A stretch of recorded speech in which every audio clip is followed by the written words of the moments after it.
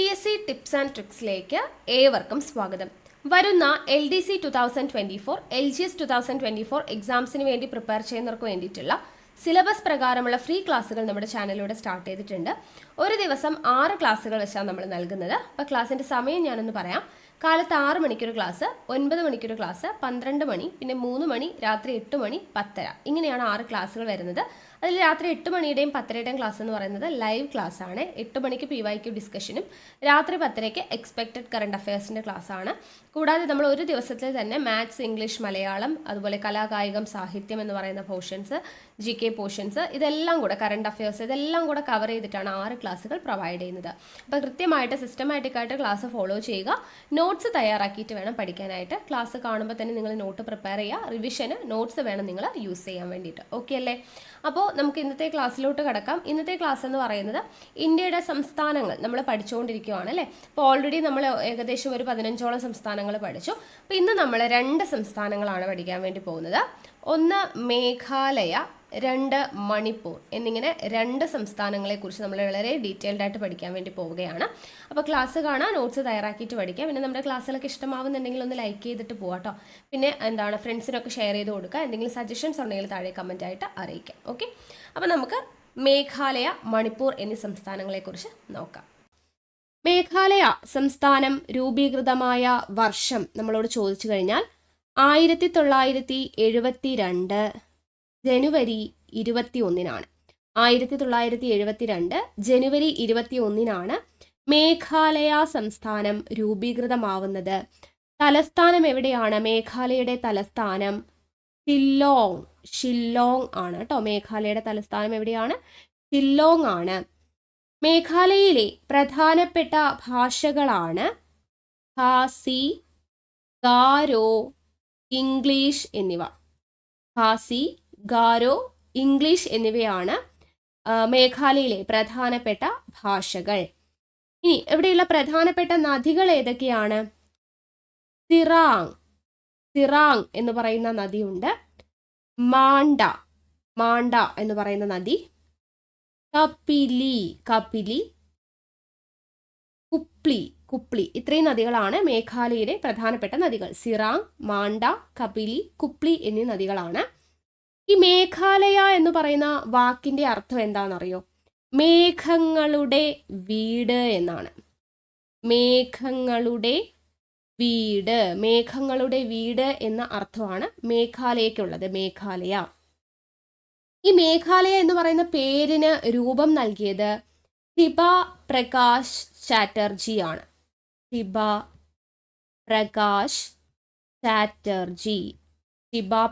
ചാറ്റർജി ആണ് മേഘാലയ എന്ന പേരിന് രൂപം നൽകിയത്. അതിന്റെ മീനിങ് എന്താണ്?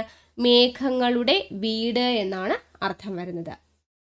ഇനി ഉംറോയ് വിമാനത്താവളം. ഉംറോയ് എന്ന് പറയുന്ന വിമാനത്താവളം അല്ലെങ്കിൽ മറ്റൊരു പേരാണ് ഷില്ലോങ് വിമാനത്താവളം സ്ഥിതി ചെയ്യുന്നത് എവിടെയാണ്? മേഘാലയയിലാണ്. ഉംറോയ് വിമാനത്താവളം അല്ലെങ്കിൽ ഷില്ലോങ് വിമാനത്താവളം സ്ഥിതി ചെയ്യുന്ന സംസ്ഥാനമാണ് മേഘാലയ. ദെൻ ഉമിയാം തടാകം സ്ഥിതി ചെയ്യുന്നത് എവിടെയാണ്? അതും മേഘാലയയിലാണ്. ഉമിയാം തടാകം സ്ഥിതി ചെയ്യുന്ന സംസ്ഥാനമാണ് മേഘാലയ. ഈ ഉമിയാം തടാകം അറിയപ്പെടുന്ന മറ്റൊരു പേരാണ്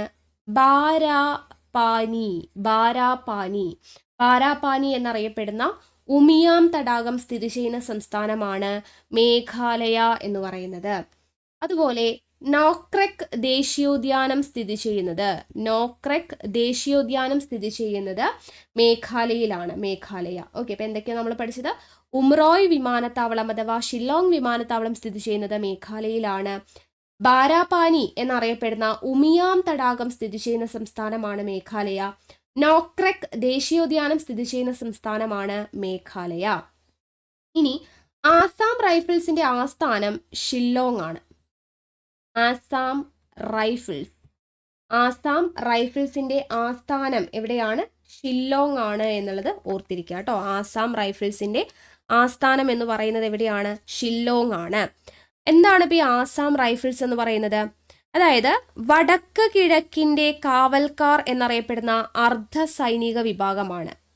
വടക്ക് കിഴക്കിന്റെ കാവൽക്കാർ വടക്ക് കിഴക്കിന്റെ കാവൽക്കാർ എന്നറിയപ്പെടുന്ന അർദ്ധ സൈനിക വിഭാഗമാണ് ആസാം റൈഫിൾസ് എന്ന് പറയുന്നത്. ആസാം റൈഫിൾസ് സ്ഥാപിതമായ വർഷം എത്രയാ? 1835 1835 ആസാം റൈഫിൾസ് സ്ഥാപിതമാവുന്നത്. ഇന്ത്യയിലെ ഏറ്റവും പഴയ അർദ്ധ സൈനിക വിഭാഗമാണ് ആസാം റൈഫിൾസ്. ഇന്ത്യയിലെ ഏറ്റവും പഴയ അർദ്ധ സൈനിക വിഭാഗം ഏത് എന്ന് ചോദിച്ചു കഴിഞ്ഞാൽ ആസാം റൈഫിൾസ് ആണ്. ആസാം റൈഫിൾസ് അറിയപ്പെട്ടിരുന്ന മറ്റൊരു പേരാണ് കച്ചാർ ലെവി. എന്താണ് അറിയപ്പെട്ടിരുന്നത്? കച്ചാർ ലെവി എന്ന പേരിൽ അറിയപ്പെട്ടിരുന്നത് ആസാം റൈഫിൾസ് ആണ്. ഓക്കെ, അപ്പോൾ ആസാം റൈഫിൾസ് എന്ന് പറയുന്നത് വടക്ക് കിഴക്കിന്റെ കാവൽക്കാർ എന്നറിയപ്പെടുന്ന അർദ്ധ സൈനിക വിഭാഗമാണ്. ആസാം റൈഫിൾസ് സ്ഥാപിതമായത് 1835. ഇന്ത്യയിലെ ഏറ്റവും പഴയ അർദ്ധ സൈനിക വിഭാഗമാണ് ആസാം റൈഫിൾസ്. കച്ചാർ ലെവി എന്നറിയപ്പെട്ടിരുന്ന അർദ്ധ സൈനിക വിഭാഗമാണ് ആസാം റൈഫിൾസ് എന്ന് പറയുന്നത്. ആസാം റൈഫിൾസിന്റെ ആസ്ഥാനം എവിടെയാണ്? ഷില്ലോങ് ആണ്, ഷില്ലോങ്. അതുപോലെ നോർത്ത് ഈസ്റ്റേൺ ഹിൽ യൂണിവേഴ്സിറ്റിയുടെ ആസ്ഥാനം എന്താണ്? നോർത്ത് ഈസ്റ്റേൺ ഹിൽ യൂണിവേഴ്സിറ്റിയുടെ ആസ്ഥാനം എവിടെയാണ്? ഷില്ലോങ് തന്നെയാണ്. ഓക്കെ, ആസാം റൈഫിൾസിന്റെ ആസ്ഥാനം ഷില്ലോങ് ആണ്. നോർത്ത് ഈസ്റ്റേൺ ഹിൽ യൂണിവേഴ്സിറ്റിയുടെ ആസ്ഥാനം എവിടെയാണ്? ഷില്ലോങ് ആണ്, ഷില്ലോങ്. ഈ മേഘാലയയുമായിട്ട് അതിർത്തി പങ്കിടുന്ന ഒരേ ഒരു അയൽ രാജ്യമാണ് ബംഗ്ലാദേശ്. ഓക്കെ, മേഘാലയയുമായിട്ട് അതിർത്തി പങ്കിടുന്ന ഒരേ ഒരു രാജ്യം എന്ന് പറയുന്നത് ഏതാണ്? ബംഗ്ലാദേശ് ആണ്. അസം നമ്മൾ പഠിച്ചപ്പോൾ അതിർത്തി പങ്കുവയ്ക്കുന്ന വിദേശ രാജ്യങ്ങൾ 2 ഉണ്ടായിരുന്നു, ഭൂട്ടാനും ബംഗ്ലാദേശും. മേഘാലയ അതിർത്തി പങ്കിടുന്നത് ഏതുമായിട്ട് മാത്രമാണ്? ബംഗ്ലാദേശുമായിട്ട് മാത്രമാണ് മേഘാലയ അതിർത്തി പങ്കിടുന്നത് എന്നുള്ളത് ഓർത്തിരിക്കാം. മേഘാലയയിലെ പ്രധാനപ്പെട്ട വെള്ളച്ചാട്ടങ്ങളാണ്: 1 എലിഫന്റ് വെള്ളച്ചാട്ടം, 2 മോസ്മോയ് വെള്ളച്ചാട്ടം. എലിഫന്റ് വെള്ളച്ചാട്ടം, മോസ്മോയ് വെള്ളച്ചാട്ടം എന്നീ 2 പ്രധാനപ്പെട്ട വെള്ളച്ചാട്ടങ്ങൾ എവിടെയാണ് സ്ഥിതി ചെയ്യുന്നത്? മേഘാലയയിലാണ് സ്ഥിതി ചെയ്യുന്നത്. ഇനി മേഘാലയയില് പ്രധാനപ്പെട്ട ഒരു നാഷണൽ പാർക്കാണ് ബാൽഫാക്രം. എന്താണ്? Balpakram national park. ഈ ബാൽഫാക്രം നാഷണൽ പാർക്ക് അറിയപ്പെടുന്നതാണ് ശാശ്വതമായ കാറ്റിന്റെ പ്രദേശം എന്ന വിശേഷണം മാർക്കാണ് ബാൽഫാക്രം നാഷണൽ പാർക്കിനുള്ളതാണ്. അതുപോലെ ആത്മാവിന്റെ ആവാസ കേന്ദ്രം എന്നൊക്കെ അറിയപ്പെടുന്നത് ബാൽഫാക്രമാണ്. ആത്മാവിന്റെ ആവാസ കേന്ദ്രം എന്നറിയപ്പെടുന്നത് ബാൽഫാക്രമാണ്. അപ്പോൾ മേഘാലയയിൽ സ്ഥിതി ചെയ്യുന്ന നാഷണൽ പാർക്കാണ് ബാൽഫാക്രം നാഷണൽ പാർക്ക്. ശാശ്വതമായ കാറ്റിന്റെ പ്രദേശം, ആത്മാവിന്റെ ആവാസ കേന്ദ്രം എന്നീ പേരുകളിൽ അറിയപ്പെടുന്നത് ബാൽഫാക്രം നാഷണൽ പാർക്കാണെന്നുള്ളത് ഓർത്തിരിക്കുക. ഇനി നമുക്കറിയാം, ഈ ലോകത്തിൽ ഏറ്റവും കൂടുതൽ മഴ ലഭിക്കുന്ന 2 പ്രദേശങ്ങളാണ്. 1 മൗസിൻഡ്രാം, അതുപോലെ ചിറാപുഞ്ചി എന്നീ പ്രദേശങ്ങളാണ് ലോകത്തിൽ ഏറ്റവും കൂടുതൽ മഴ ലഭിക്കുന്ന പ്രദേശങ്ങൾ എന്ന് പറയുന്നത്. ഇത് രണ്ടും സ്ഥിതി ചെയ്യുന്നത് എവിടെയാണ്? മേഘാലയയിലാണ്. ഈ ചിറാപുഞ്ചിയുടെ പുതിയ പേരൊന്ന് പഠിച്ചിരിക്കണം, സൊഹ്ര എന്നാണ് കേട്ടോ. ചിറാപുഞ്ചി അറിയപ്പെടുന്ന പുതിയ പേരാണ് സൊഹ്ര എന്ന് പറയുന്നത്. മേഘാലയയിലെ കൊയ്ത്തുത്സവം അറിയപ്പെടുന്നതാണ് വാൻഗാല ഫെസ്റ്റിവൽ എന്ന് പറയുന്നതാണ് മേഘാലയയിലെ കൊയ്ത്ത് ഉത്സവം. ദെൻ ഖാസി, അതുപോലെ ഗാരോ, ജയന്തിയ കുന്നുകൾ. ജയന്തിയ കുന്നുകൾ സ്ഥിതി ചെയ്യുന്നത് എവിടെയാണ്? അതും മേഘാലയയിലാണ്. മേഘാലയയിലെ പ്രധാനപ്പെട്ട ഗോത്രവർഗ്ഗക്കാർ ആരാന്ന് ചോദിച്ചു കഴിഞ്ഞാൽ ഖാസി ഗാരോ ആണ് കേട്ടോ. ഖാസി ഗാരോ ആണ് പ്രധാനപ്പെട്ട ഗോത്രവർഗ്ഗക്കാർ. മേഘാലയയിലെ പ്രധാന ഭാഷകൾ നമ്മൾ പറഞ്ഞു, ഖാസി ഗാരോ ഇംഗ്ലീഷ് ആണ്. ഖാസി വിപ്ലവം നടന്നത് എവിടെയാണെന്ന് ചോദിച്ചു കഴിഞ്ഞാലും എവിടെയാണ്? മേഘാലയയിലാണ്. ഖാസി വിപ്ലവം നടന്നത് ഖാസി എന്ന് പറയുന്ന കുന്ന് സ്ഥിതി ചെയ്യുന്നത്, ഖാസി എന്ന് പറയുന്ന ഗോത്രവർഗ്ഗക്കാർ, ഇതെല്ലാം മേഘാലയയിലാണ്. ഓക്കെ, ഖാസി എന്ന് പറയുന്ന ഭാഷ മേഘാലയയിലാണ്. ഇനി ഷില്ലോങ് നമ്മൾ പറഞ്ഞല്ലോ, എന്താ? മേഘാലയയുടെ ആസ്ഥാനമാണ് ഷില്ലോങ്. ഷില്ലോങ് ആസ്ഥാനമായിട്ട് വരുന്ന രണ്ട് കാര്യങ്ങൾ നമ്മൾ പറഞ്ഞു. ആസാം റൈഫിൾസിന്റെ ആസ്ഥാനം ഷില്ലോങ് ആണ്. നോർത്ത് ഈസ്റ്റേൺ ഹിൽ യൂണിവേഴ്സിറ്റിയുടെ ആസ്ഥാനം ഷില്ലോങ് ആണെന്ന് പറഞ്ഞു. അതുപോലെ കിഴക്കിന്റെ സ്കോട്ട്ലൻഡ് എന്നറിയപ്പെടുന്നത് ഷില്ലോങ് ആണ് കേട്ടോ. എന്താണ് അറിയപ്പെടുന്നത്? കിഴക്കിന്റെ സ്കോട്ട്ലൻഡ്. ഓക്കെ, കിഴക്കിന്റെ സ്കോട്ട്ലൻഡ് എന്നറിയപ്പെടുന്നത് ഷില്ലോങ് ആണ്. മേഘാലയയുടെ ഹൈക്കോടതി സ്ഥിതി ചെയ്യുന്നത് എവിടെയാണ്? അതും ഷില്ലോങ്ങിലാണ്. മേഘാലയയുടെ ഹൈക്കോടതി ഷില്ലോങ്ങിലാണ് വരുന്നത്. ഓക്കെ, ഹൈക്കോടതി, മേഘാലയയുടെ ഹൈക്കോടതി ഷില്ലോങ്ങിലാണ്.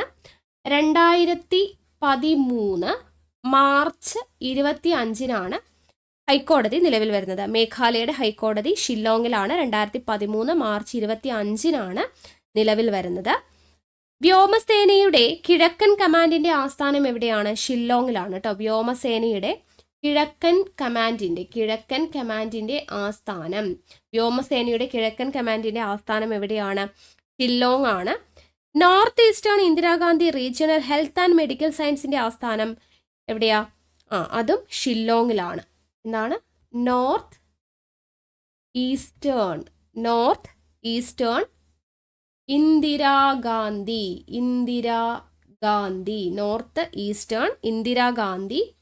റീജിയണൽ ഹെൽത്ത് ആൻഡ് മെഡിക്കൽ സയൻസിന്റെ ആസ്ഥാനം, മെഡിക്കൽ സയൻസ് എന്താണ് പറഞ്ഞത്? North eastern Indira Gandhi regional health and medical സയൻസിന്റെ ആസ്ഥാനം ഷില്ലോങ് ആണെന്നുള്ളത് ഓർത്തിരിക്കുക. അപ്പോൾ ഷില്ലോങ് ആസ്ഥാനമായിട്ട് വരുന്ന കുറേ കാര്യങ്ങൾ പഠിച്ചു. ആസാം റൈഫിൾസിന്റെ ആസ്ഥാനം ഷില്ലോങ് ആണ്. നോർത്ത് ഈസ്റ്റേൺ ഹിൽ യൂണിവേഴ്സിറ്റിയുടെ ആസ്ഥാനം ഷില്ലോങ് ആണ്. കിഴക്കിന്റെ സ്കോട്ട്ലൻഡ് എന്നറിയപ്പെടുന്നത് ഷില്ലോങ് ആണ്. മേഘാലയയുടെ ഹൈക്കോടതി സ്ഥിതി ചെയ്യുന്നത് ഷില്ലോങ് ആണ്. വ്യോമസേനയുടെ കിഴക്കൻ കമാൻഡിന്റെ ആസ്ഥാനം ഷില്ലോങ് ആണ്. North eastern Indira Gandhi regional health and medical സയൻസിന്റെ ആസ്ഥാനം ഷില്ലോങ് ആണ്. ഓക്കെ, ഇനി ഏഷ്യയിലെ ഏറ്റവും വൃത്തിയുള്ള ഗ്രാമം എന്നറിയപ്പെടുന്നത് മേഘാലയയിലുള്ള മൗളിനോഗ് ആണ്. ഓക്കെ, മേഘാലയയിലെ മൗളിനോഗ് ആണ് ഏഷ്യയിലെ ഏറ്റവും വൃത്തിയുള്ള ഗ്രാമം എന്നറിയപ്പെടുന്നത്. മേഘാലയയുടെ ഗവർണറായിരുന്ന മലയാളികളാണ്. 1 A റഹീം, 2 M ജേക്കബ്. മേഘാലയയുടെ ഗവർണറായിരുന്ന മലയാളികളാണ് A റഹീമും M ജേക്കബും. ഈ മേഘാലയ ഹൈക്കോടതി എന്ന് പറയുന്നത് ഇന്ത്യയിലെ 23ാമത് ഹൈക്കോടതിയാണെന്നുള്ളത് ഓർത്തിരിക്കുക. ഇന്ത്യയിലെ 23ാമത് ഹൈക്കോടതിയായിരുന്നു മേഘാലയ ഹൈക്കോടതി. ഇത്രയും കാര്യങ്ങളാണ് നമുക്ക് മേഘാലയയെ കുറിച്ച് പഠിക്കാനുള്ളത്. അടുത്തത് നമുക്ക് മണിപ്പൂരിനെ കുറിച്ചാണ് പഠിക്കാനുള്ളത്. മണിപ്പൂർ സംസ്ഥാനം രൂപീകൃതമായത് 1972 ജനുവരി 21 1972 ജനുവരി 21 മണിപ്പൂർ സംസ്ഥാനം നിലവിൽ വരുന്നത്. മേഘാലയയും അതേ വർഷം അതേ ഡേറ്റ് തന്നെയായിരുന്നു അല്ലേ? അപ്പോൾ 1972 ജനുവരി 21 മേഘാലയയും അതുപോലെ മണിപ്പൂരും രൂപീകൃതമാവുന്നത്. മണിപ്പൂർ സംസ്ഥാനത്തിന്റെ തലസ്ഥാനം ഏതാണ്? ഇംഫാൽ ആണ്. മണിപ്പൂർ സംസ്ഥാനത്തിന്റെ തലസ്ഥാനം എന്നറിയപ്പെടുന്നത് ഇംഫാൽ ആണ്. പ്രധാനപ്പെട്ട ഭാഷയാണ് മണിപ്പൂരി. മണിപ്പൂരിലെ പ്രധാനപ്പെട്ട ഭാഷയാണ് മണിപ്പൂരി. പ്രധാനപ്പെട്ട നൃത്തരൂപങ്ങൾ ഏതൊക്കെയാണ്? നൃത്തരൂപങ്ങൾ ചോദിച്ചു കഴിഞ്ഞാൽ മണിപ്പൂരി, അതുപോലെ ലായി ഹരേബ, മണിപ്പൂരി, ലായി ഹരേബ എന്നിവയാണ് പ്രധാനപ്പെട്ട നൃത്തരൂപങ്ങൾ. പ്രധാനപ്പെട്ട നദികൾ ഏതൊക്കെയാണ്? ഇംഫാൽ, ബാരക്, തൗബാൽ. ഇംഫാൽ, ബാരക്, തൗബാൽ എന്നിവയാണ് പ്രധാനപ്പെട്ട നദികൾ എന്ന് പറയുന്നത്. മണിപ്പൂരിലെ ആദ്യത്തെ മുഖ്യമന്ത്രിയാണ് മുഹമ്മദ് അലിമുദ്ദീൻ. ആരാണ്? മുഹമ്മദ്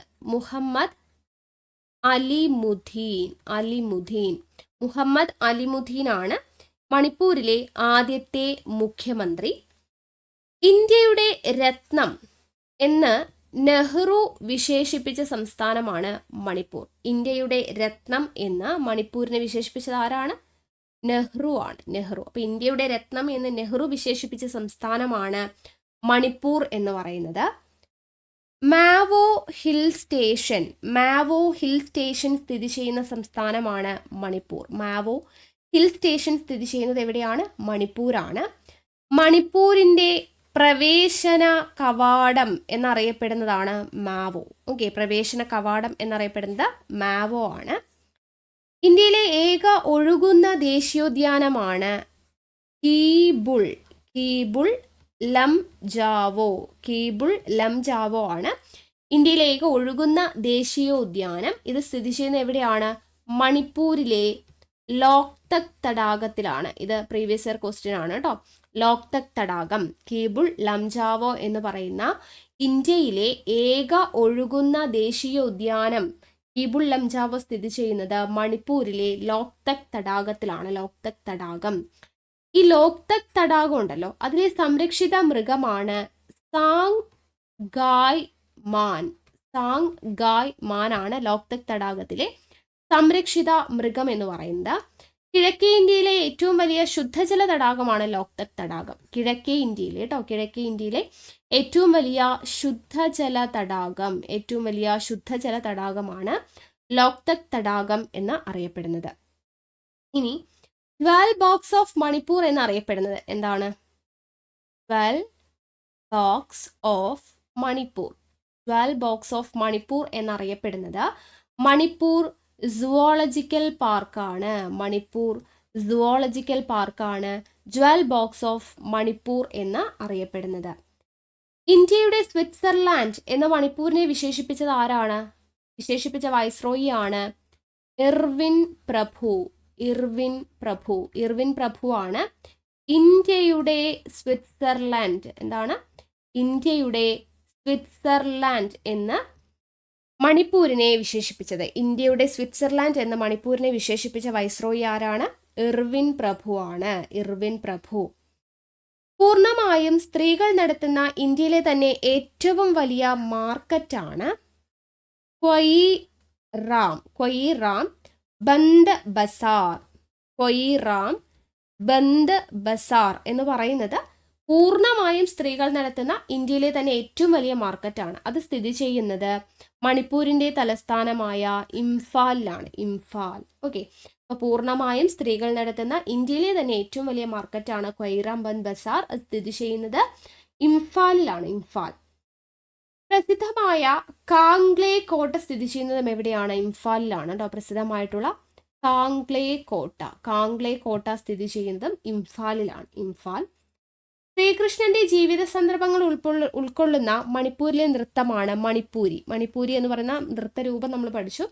മണിപ്പൂരി എന്ന് പറയുന്ന നൃത്തരൂപമാണ് ശ്രീകൃഷ്ണന്റെ ജീവിത സന്ദർഭങ്ങൾ ഉൾക്കൊള്ളുന്ന മണിപ്പൂരിലെ പ്രധാനപ്പെട്ട നൃത്തരൂപം. ഈ മണിപ്പൂരി എന്ന് പറയുന്ന നൃത്തം ലോകത്തിന് പരിചയപ്പെടുത്തിയത് ആരാണ്? രവീന്ദ്രനാഥ ടാഗോർ ആണ് മണിപ്പൂരി എന്ന് പറയുന്ന നൃത്തം ലോകത്തിന് മുന്നിൽ പരിചയപ്പെടുത്തുന്നത്.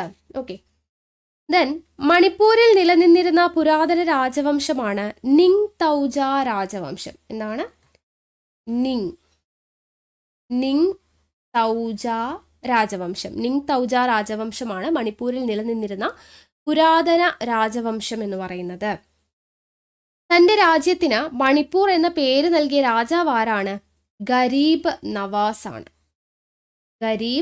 നവാസ് ആണ് തന്റെ രാജ്യത്തിന് മണിപ്പൂർ എന്ന പേര് നൽകിയ രാജാവ്. ഈ മണിപ്പൂരിലെ പ്രധാനപ്പെട്ട ജനവിഭാഗങ്ങൾ ആരൊക്കെയാണ്? 1 നാഗന്മാർ, 2 മെയ്റ്റീസ്, 3 കുക്കീസ്. ഓക്കെ, അപ്പം മണിപ്പൂരിലെ പ്രധാന ജനവിഭാഗങ്ങളാണ് നാഗന്മാർ, മെയ്റ്റീസ്, കുക്കീസ് എന്നിവ. മണിപ്പൂരിൽ കണ്ടുവരുന്ന വംശനാശ ഭീഷണി നേരിടുന്ന മാനുകളാണ് ഡാൻസിങ് ഡീർ. മണിപ്പൂരിൽ കണ്ടുവരുന്ന വംശനാശ ഭീഷണി നേരിടുന്ന മാനുകളാണ് ഡാൻസിങ് ഡീർ എന്ന് പറയുന്നത്. മണിപ്പൂരിലെ കുപ്രസിദ്ധ തീവ്രവാദി സംഘടനയാണ് UNLF എന്ന് പറയുന്നത്, യുണൈറ്റഡ് നാഷണൽ ലിബറേഷൻ ഫ്രണ്ട്. അപ്പോൾ ഈ UNLF സ്ഥാപിതമായത് 1964 നവംബർ 24-നാണ്. 1964 നവംബർ 24-ന്. മണിപ്പൂർ ഹൈക്കോടതി എന്ന് പറയുന്നത് ഇന്ത്യയിലെ 22ാമത്തെ ഹൈക്കോടതിയാണെന്നുള്ളത് ഓർത്തിരിക്കുക കേട്ടോ. മണിപ്പൂർ ഹൈക്കോടതി 22ാമത്തെ ഹൈക്കോടതിയാണ്. ദെൻ ഖോങ്ജോം യുദ്ധസ്മാരകം നിർമ്മിക്കപ്പെട്ടിരിക്കുന്ന സംസ്ഥാനം ഏതാണ്? മണിപ്പൂറാണ് കേട്ടോ. ഖോങ്ജോം യുദ്ധ സ്മാരകം, ഖോങ്ജോം യുദ്ധസ്മാരകം നിർമ്മിക്കപ്പെട്ടിരിക്കുന്ന സംസ്ഥാനം മണിപ്പൂരാണ്. മണിപ്പൂർ ഹൈക്കോടതി സ്ഥിതി ചെയ്യുന്നത് എവിടെയാണ്? ഇംഫാലിലാണ്. 22ാമത്തെ ഹൈക്കോടതിയാണ് മണിപ്പൂർ ഹൈക്കോടതി. അത് സ്ഥിതി ചെയ്യുന്നത് ഇംഫാലിലാണ്. ഇംഫാല് നിലവിൽ വന്നത് 2013 മാർച്ച് 25-നാണ്. 2013 മാർച്ച് 25-നാണ് നിലവിൽ വന്നത്. 2013 വരെ എവിടെയായിരുന്നു? ഗുവാഹത്തി ഹൈക്കോടതിയുടെ അധികാര പരിധിയിലായിരുന്നു. ഓക്കെ, ഗുവാഹത്തി ഹൈക്കോടതിയുടെ അധികാര പരിധിയിലായിരുന്നു. അതിനുശേഷം 2013 മാർച്ച് 25 മുതലാണ് ഇംഫാലായിട്ട് മാറിയത്. ഇനി തുലിഹാൽ എയർപോർട്ട്.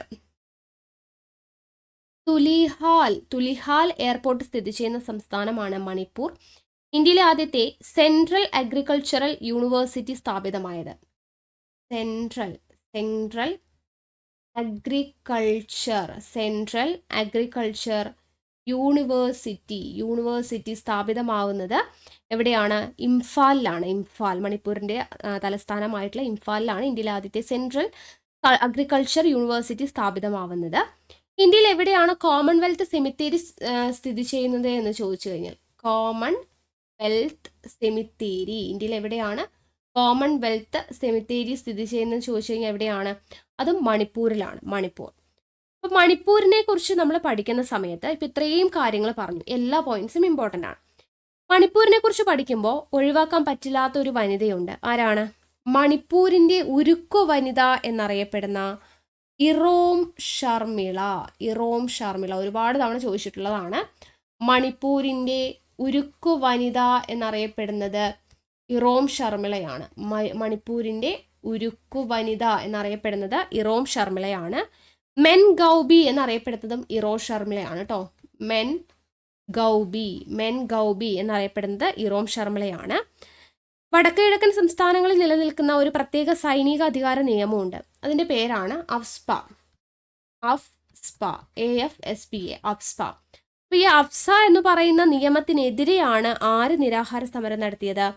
ഇറോം ശർമിള നിരാഹാര സമരം നടത്തിയത് കേട്ടോ.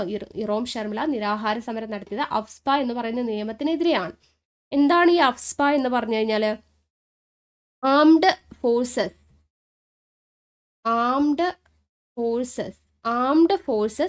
Special powers act. Armed forces special powers act എന്ന് പറയുന്ന അഫ്സ്പ എന്ന് പറയുന്ന നിയമത്തിന് എതിരെയാണ് ഇറോം ശർമിള നിരാഹാര സമരം നടത്തിയത്. ഇറോം ശർമിള നിരാഹാര സമരം ആരംഭിച്ചത് എപ്പോഴാണ്? 2000-ലാണ്. നവംബർ 4-നാണ് നിരാഹാര സമരം ആരംഭിച്ചത്. അവസാനിപ്പിച്ചത് എപ്പോഴാണ്? 2016 ഓഗസ്റ്റ് 9-നാണ്. 2016 ഓഗസ്റ്റ് 9-ന്. 2000 നവംബർ 4-ന് നിരാഹാരം ആരംഭിച്ച് 2016 ഓഗസ്റ്റ് 9 വരെ നിരാഹാരം തുടർന്നു. എന്നിട്ടാണ് അവസാനിപ്പിച്ചത്. 2016 ഓഗസ്റ്റ് 9-ന് അവസാനിപ്പിച്ചു. അപ്പോൾ എത്ര ദിവസം എടുത്തു? 5758 ദിവസമാണ് നിരാഹാര സമരം തുടർന്നത്. ഇറോം ശർമിളയുടെ പ്രശസ്തമായിട്ടുള്ള കൃതിയാണ് ഫ്രാഗ്രൻസ് ഓഫ് പീസ് എന്ന് പറയുന്നത്. ഫ്രാഗ്രൻസ് ഓഫ് പീസ് എന്ന് പറയുന്നതാണ് ഇറോം ശർമിളയുടെ പ്രസിദ്ധമായിട്ടുള്ള കൃതി എന്ന് പറയുന്നത്. ഓക്കെ, ഇനി ഇറോം ശർമിള രൂപീകരിച്ച പുതിയ രാഷ്ട്രീയ പാർട്ടിയാണ് people's resurgence and justice alliance, PRJA കേട്ടോ. PRJA എന്താണ്? People's resurgence and justice alliance എന്ന് പറയുന്ന രാഷ്ട്രീയ പാർട്ടിയാണ് ഇറോം ശർമിള രൂപീകരിച്ചത് എന്നുള്ളത് ഓർത്തിരിക്കാം. ഓക്കെ.